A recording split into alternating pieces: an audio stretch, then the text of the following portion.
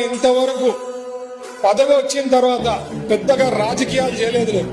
నన్ను రాజకీయాలు చేసి నన్ను గెలకాలనుకుంటే ఇంకా నా స్ట్రాటజీ ముందు ఎవడు పనికిరాడండి. చాలా మంది మంత్రులు అయినారు.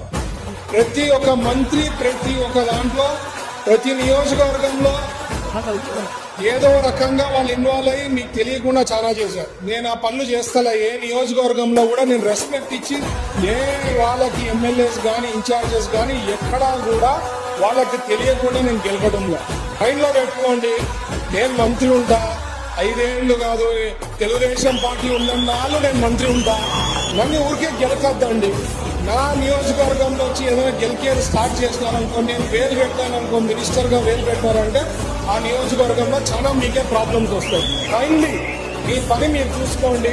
నియోజకవర్గంలో వచ్చే వాళ్ళండి ఏదో పెత్తనం చేయాలనో ఏదో గెలకాలనుకునే అయితే మాత్రం నా స్ట్రాటజీస్ ముందు నేను చేసే పనుల ముందు ఎవరు నా దగ్గరలో కూడా రాలేరు. నేను చెప్పేది ఏంటంటే ఎవరు నియోజకవర్గంలో వాళ్ళ ప్రజలు మిమ్మల్ని ఎన్నుకున్నారో మీ పని మీరు చూసుకుంటే మీకు బాగుంటుంది.